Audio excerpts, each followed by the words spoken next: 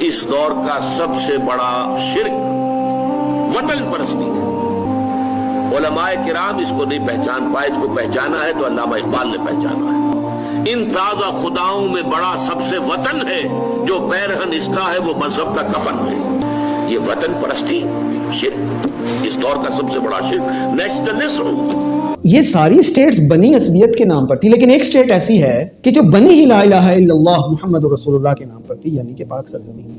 जब वो बनी ही पाक सरजमीन है और किसी मुस्लिम स्टेट से डिस्कनेक्ट नहीं हुई, डिटैच नहीं हुई, खिलाफत उस्मानिया से डिटैच नहीं, बल्कि एक हिंदू मेजॉरिटी से डिटैच हुई, तो अब इसका बनना और इसका कायम रहना, इसके लिए जान देना, इसके बॉर्डर्स की हिफाजत करना, इसके लिए खड़ा होना ऐन शरीयत है और ऐन शहादत है और ऐन जिहाद है।